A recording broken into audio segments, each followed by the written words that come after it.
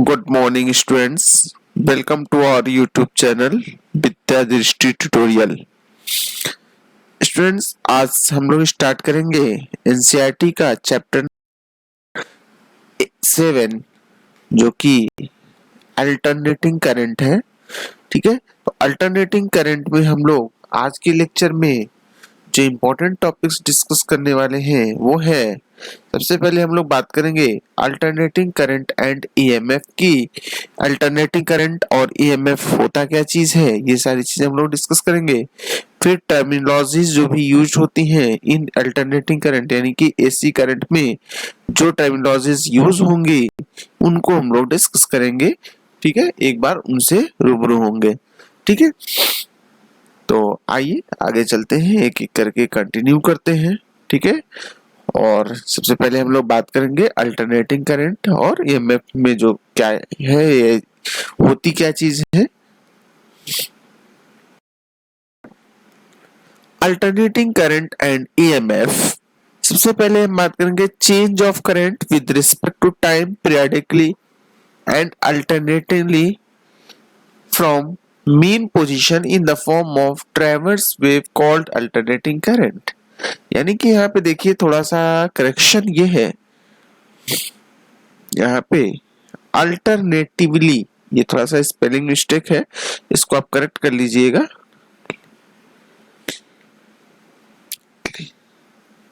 ठीक है, तो यहाँ पे बेटा अल्टरनेटली हो जाएगा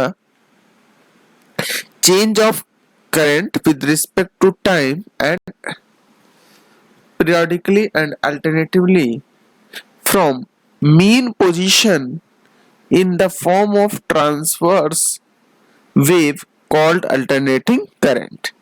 यहाँ पे देखिए ये जो आपका ग्राफ दिख रहा है, ठीक है, ये जो ग्राफ है अगर हम इस एक्सिस को I से डिनोट करें और जो हॉरिजॉन्टल एक्सिस है उसको T से डिनोट करें, T इज द टाइम, तो अल्टरनेटिंग करंट जो होगा वो टाइम के साथ यानी कि यहां से ऐसे इंक्रीज होगा और मैक्सिमम वैल्यू को अटेंड करेगा जिसको हम लोग कहेंगे I nought, that is the peak value of the current.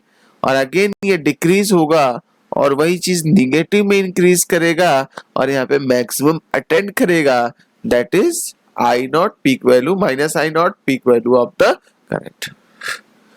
ठीक है, जो इसका ग्राफ होता है वो कुछ इसी तरह का होता है। इसी तरह से बेटा अगर हम ईएमएफ की बात करेंगे तो ईएमएफ में वर्टिकल एक्सिस को ई से, E for EMF, and horizontal axis को टाइम से रिप्रेजेंट करेंगे। और अगर इसका ग्राफ देखेंगे, ठीक है, तो इसका ग्राफ भी अगेन इसी तरह से जीरो से स्टार्ट हो रहा है तो इंक्रीज होगा, फिर उसके बाद से मैक्सिमम वैल्यू अटेंड करेगा। इस मैक्सिमम वैल्यू को हम लोग कहेंगे, मैक्सिमम वैल्यू जो यहाँ पे है, ठीक है, इसको हम लोग कहेंगे ई नॉट।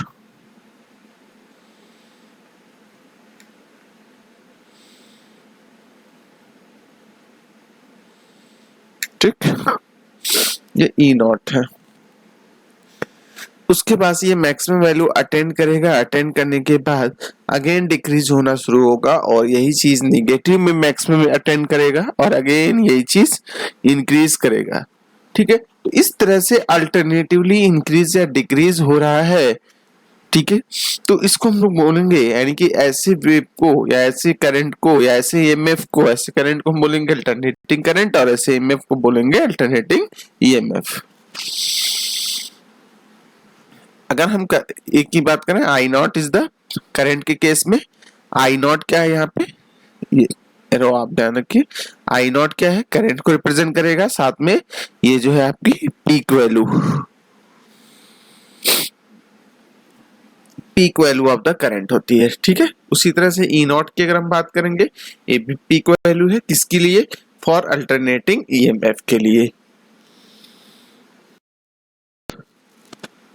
इक्वेशंस की बात करें, इक्वेशन ऑफ अल्टरनेटिंग की अगर हम बात करें तो ईएमएफ का इक्वेशन क्या हो जाएगा, E is equal to E nought sine omega t. ठीक है, ईएमएफ का इक्वेशन क्या होगा, E is equal to E nought sine omega t. और ये जो भी लिया जा रहा है साइन ओमेगा टी किसके लॉन्ग, वाई एक्सिस के लॉन्ग। अगर एक्स एक्सिस के लॉन्ग लेना है अगर आपको तो इसको क्या लिखेंगे, E nought cos omega t. T. Clear? तो जिस एक्सिस के अलॉन्ग अगर आपको लेना है उसके अकॉर्डिंग, अगर एक्स एक्सिस के अलॉन्ग लेना है तो आप क्या लेंगे बेटा, ई नॉट कॉस ओमेगा टी। ठीक है, ईएमएफ हो जाएगा। और यहाँ पे ये वाई एक्सिस के अलॉन्ग आपको गिवन ही है, ई nought sine omega T.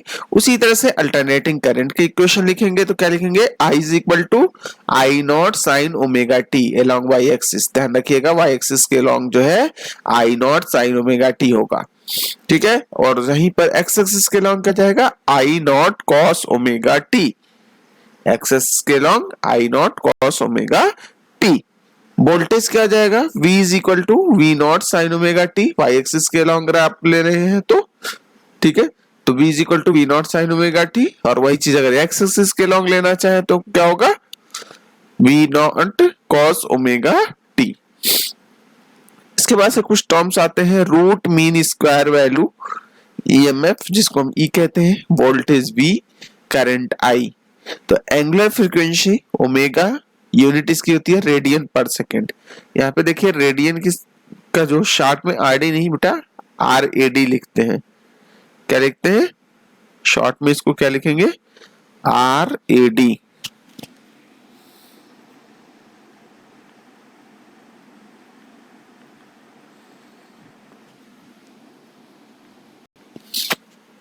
RAD।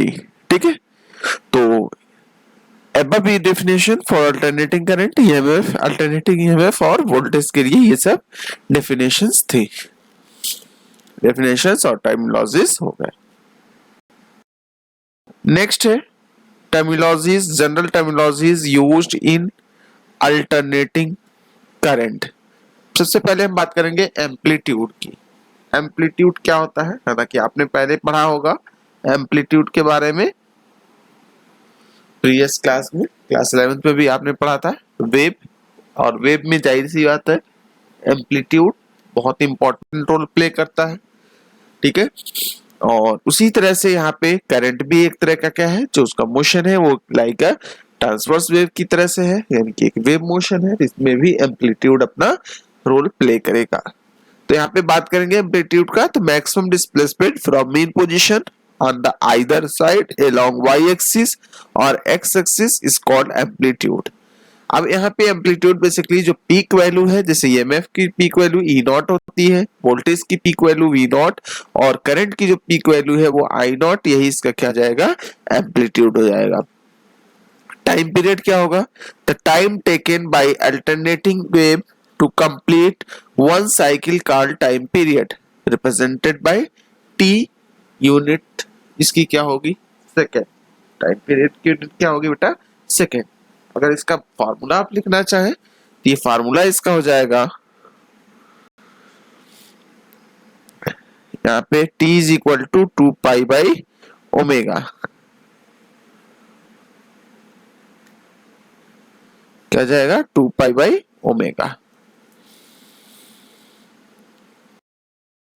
Next है फ्रीक्वेंसी। फ्रीक्वेंसी क्या होती है, number of cycle per second completed by alternating wave called frequency, यानी कि एक सेकेंड में जितने भी साइकिल अल्टरनेटिंग वेव कंप्लीट करेगी उसको हम लोग बेटा क्या बोलेंगे, फ्रीक्वेंसी। इसकी ऐसा यूनिट क्या होती है, पर सेकेंड। पर सेकेंड ऑब्लिक हर्ट्ज। ठीक है, यहाँ पे ध्यान रखिएगा ऑब्लिक हर्ट्ज है, ठीक है, अपॉन हर्ट्ज नहीं है, यानी कि पर सेकेंड लिखिए या हर्ट्ज लिखिए, दोनों करेक्ट है। फ्रीक्वेंसी को रिप्रेजेंट कर देंगे जिससे इसमें क्या है एन से, तो इन सेकेंड में, एफ इन एसी में, और लाइट या ऑप्टिक्स में आर से जनरली रिप्रेजेंट कर सकते हैं। यूनिट सबके लिए सेम होती है, दैट इज हर्ट्ज ही होती है। तो एफ इज इक्वल टू अगर हम बात करेंगे बेटा 1/t, यानी कि साउंड के केस में देखिए एन से रिप्रेजेंट करते हैं, एफ एसी के केस में, आर लाइट या ऑप्टिक्स में यूज करेंगे। ये चीज ध्यान रखिए, जनरली ये टर्मिनोलॉजीज यूज होते हैं। F is equal to 1/t, this implies F is equal to omega upon 2 pi. ठीक है, T is equal to 2 pi upon omega होता है, अभी हमने पिछले थोड़ी देर पहले बताया। तो यहाँ पे क्या हो जाएगा, F is equal to omega upon 2 pi. ये बहुत इंपॉर्टेंट नोट पॉइंट ध्यान रखिएगा, फॉर एसी फ्रीक्वेंसी कितनी होती है 50 हर्ट्ज डोमेस्टिक सप्लाई, यानी कि इंडिया में डोमेस्टिक सप्लाई जो होती है अल्टरनेटिंग करंट की वो कितनी फ्रीक्वेंसी की होती है 50 हर्ट्ज की होती है। हालांकि ये अलग अलग कंट्री के लिए अलग अलग होती है क्योंकि ये डिपेंड करती है वहां का एटमॉस्फेयर, वहां का कल्चर, वहां पे का क्लाइमेटिक कंडीशन, उसके अकॉर्डिंग जो है इसकी फ्रीक्वेंसी जनरेट की जाती है, सप्लाई उसके अकॉर्डिंग की जाती है। तो इंडिया के लिए बेटा ये होती है कितनी 50 हर्ट्ज। इसका ग्राफ देखिए ध्यान से, इसको ग्राफ पे अगर हम समझते हैं तो ये आपका जो है आई जो है करंट एक्सिस है और ये जो है आपका टाइम एक्सिस है।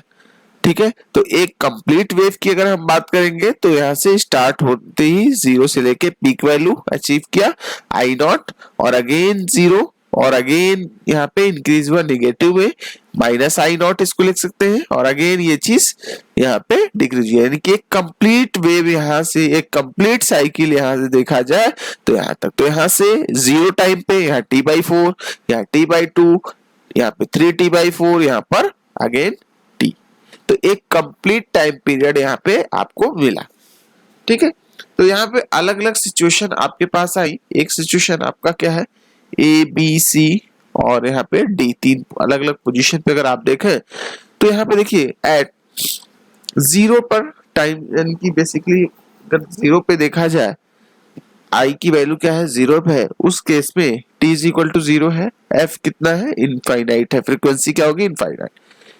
अब यहाँ पे ए पे देखा जाए तो ए क्या है T is equal to t/4 है, ए पोजीशन पे देखेंगे तो T is equal to t/4, A position आपका ये है, ये जो रिप्रेजेंट किया जा रहा है। ठीक है, t/4 फ्रीक्वेंसी क्या जाएगी 4 इंटू, यानी कि टी के प्लेस पे क्या लिखेंगे बेटा 2 यहाँ पे ओमेगा लिख सकते हैं। बेसिकली फ्रीक्वेंसी होती क्या है f is equal to 2 1/t, तो 1/t क्या जाएगा that is 4t 1/t। Actually यहाँ पे कंप्लीट रोटेशन की बात हो रही है तो यहाँ पे 2 भी लिखेंगे, तो 2 तो 2 तो यहाँ पे t की वैल्यू क्या है t/4, तो यहाँ पे 4 ऊपर दैट इज इक्वल टू 8 यानी कि इसकी जो फ्रीक्वेंसी आ जाएगी यहाँ पे 8 क्या जाएगी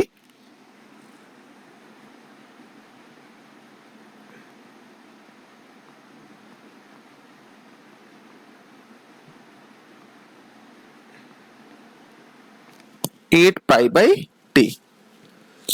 उसी तरह से बी पोजीशन पे आप देखोगे यहाँ पे तो t की वैल्यू क्या है t/2, तो फ्रीक्वेंसी क्या जाएगी 2 दैट इज 4 क्या जाएगी 4